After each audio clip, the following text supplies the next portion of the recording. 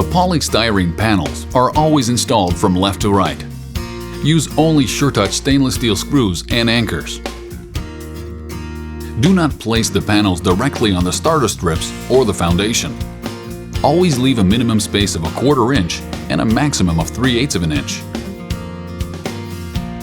Apply a urethane acoustic sealant behind the last panel at the top of the wall. This joint will limit the circulation of air between the panel and the wall. Attach all of the polystyrene panels to the studs using a Suretouch stainless steel anchor and screw at least every 2 square feet. To achieve this ratio on a structure at 16-inch center to center, the anchors should be spaced to a maximum of 19 inches apart vertically and should be all screwed into studs. The vertical edges of the polystyrene panels do not have to be aligned with the stud centers. Attach the anchors at the bottom of a cell so that the prongs are visible under the stones or bricks once they are inserted. When the mortar is injected, these prongs will sit on the mortar joint and hold the cladding firmly to the structure. To turn a 90-degree outside corner, make 2 vertical 45-degree cuts on the back of the panel. The cuts must be made at 45 degrees for the polystyrene cells to hold the corner units firmly in place. To determine where to make the 45-degree cuts at the back of the panel, mark your first measurement, short point, and transfer this measurement 5 grooves over for the second 45-degree cut. This is the same principle as for baseboard trim used inside a house. For an inside corner, cut a section of panel A at a right angle, 90 degrees, so that it fits properly all the way to the edge of the wall. Once fastened in place, remove 2.5 inches of the edge of the cells along the corner. Join part B of the panel to part A.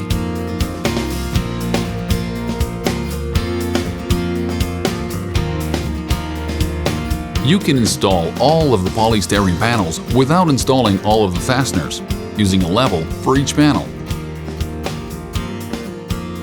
For the Morency or Durham stone panels, if you plan to cover all the walls of the house, start over the upper right corner of the door in the back of the house. The offset for the Morency stone panels is 10 inches up and to the right.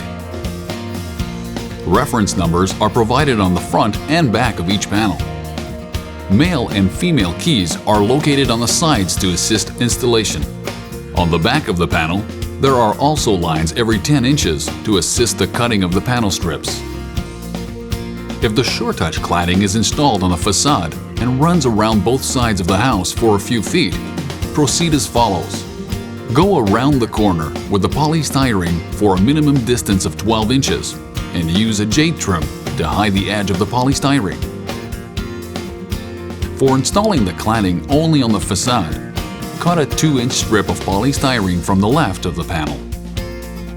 The stone installed will hide the extremity of the adjacent wall.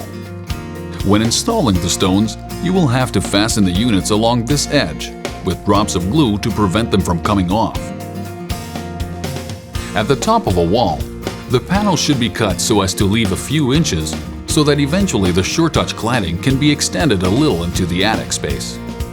Then the soffits can rest against it.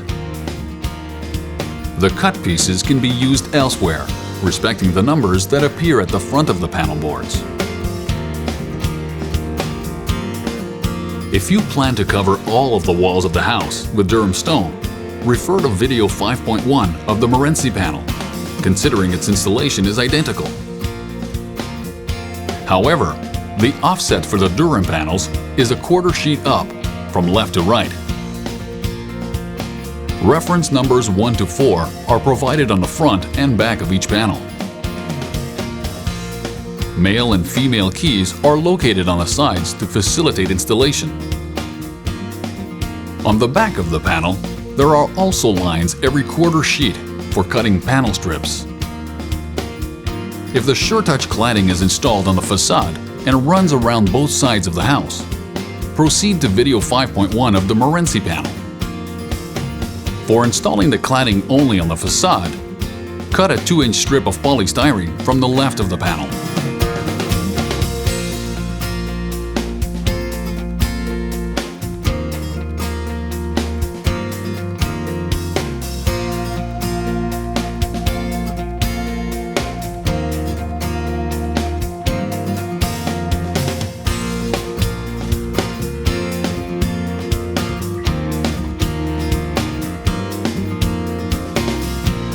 For the concrete brick and the clay brick panels, the installation principles are the same.